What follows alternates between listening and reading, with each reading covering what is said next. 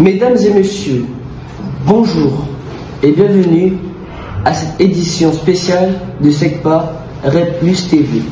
Cette année, la classe de 3e du plateau technique Habitat a été le théâtre d'une incroyable aventure entre l'écriture d'un conte du génie de la construction, la conception de maquettes électriques, l'étude de l'isolation thermique et surtout la création de l'arbre solaire. Révolutionnaires, ces jeunes ont su relever tous les défis avec brio. Et maintenant, sur place dans le jardin de la cour, notre journaliste Alexandre nous présente les héros de cette histoire. Alexandre, à toi sur le terrain. Oui, Willan, nous sommes en direct, je vous entends très bien. Nous sommes actuellement dans le jardin de la cour. Je suis entouré avec les élèves des 3e SECPA du collège Paul Hermann. Je laisse les élèves se présenter eux-mêmes.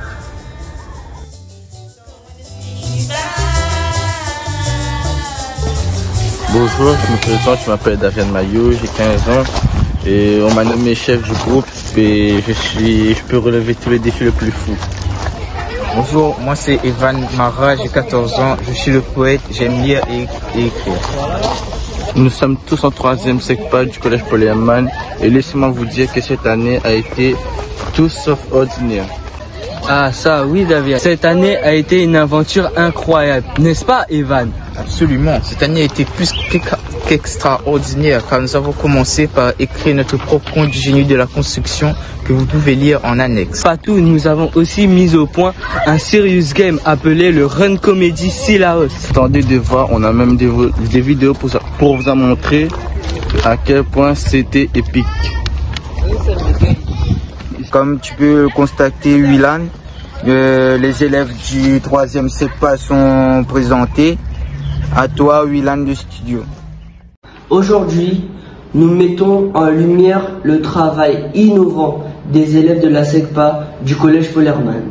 Ils ont adopté une approche créative en utilisant une histoire pour comprendre le circuit électrique d'un va-et-vient. Restez avec nous pour découvrir cette expérience captivante. Dans une petite ville, il y a un bâtiment qui abrite à la fois une caserne de pompiers et une gendarmerie. Ce bâtiment représente notre compteur électrique.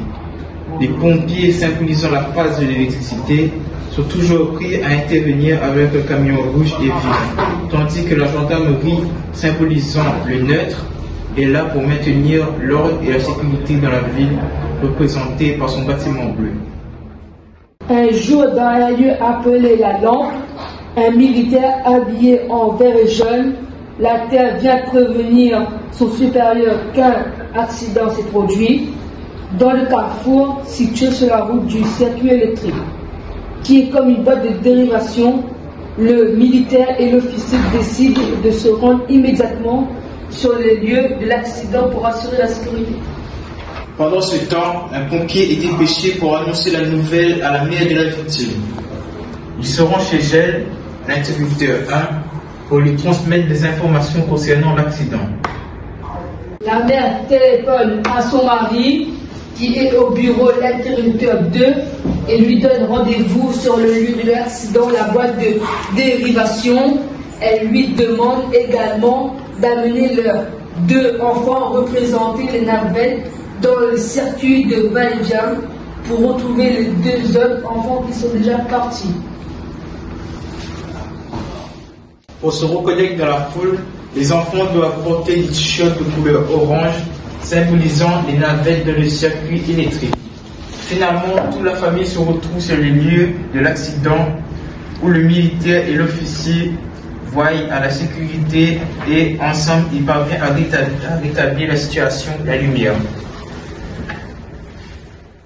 Plongeons-nous dans le processus de construction avec nos camarades en atelier. Ils ont entrepris une exploration passionnante de la mise en place des plaques de plaque-au-plâtre et de l'isolation avec de la laine de verre, suivi de la pose des bandes de joint et de l'enduit nous découvrions ensemble chaque étape de ce processus essentiel de construction, jusqu'au ponçage final pour obtenir un résultat impeccable. Restez avec nous pour suivre cette aventure de construction pas à pas. Préparation de la surface. Assurez-vous que la surface où vous allez installer les rails et montants est propre, plane et sèche. Pour tracer un angle droit, vous pouvez utiliser la méthode du triangle 3, 4, 5. Pour cela, mesurez 80 cm sur une ligne et 60 cm sur l'autre. Ensuite, vérifiez que la diagonale entre ces deux points opposés mesure 100 cm. Si c'est le cas, alors vous avez un angle droit. Fixation des rails. Commencez par fixer les rails métalliques horizontaux par terre. Insérez les montants verticaux dans les rails horizontaux en veillant à ce qu'ils soient bien alignés avec les marques préalablement tracées sur les murs. Fixez les montants aux rails en les vissant à l'aide de vis spécifiques pour la fixation des montants métalliques. Une fois les montants en place, découpez des morceaux de laine de verre aux dimensions appropriées pour remplir l'espace entre les montants. Une fois l'isolation en place, vous pouvez commencer à fixer les plaques de plâtre sur les montants à l'aide de vis spéciales pour plaques de plâtre.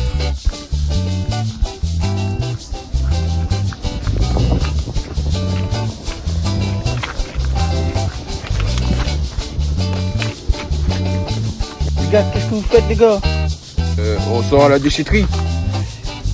Depuis tout à l'heure, vous cherchez, vous faites quoi à la déchetterie, vous? On a trouvé ça à la déchetterie. Ça pourrait être bien pour notre arbre solaire. Et en plus, c'est recyclable.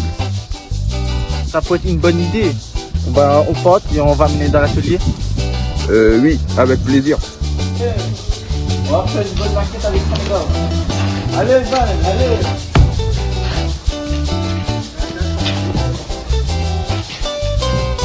Rejoignez-nous pour suivre de près le concours du génie de la construction et pour encourager nos élèves dans leur réalisation. Aujourd'hui, nous avons une présentation des plus passionnantes qui nous emmène dans une aventure pleine d'innovation.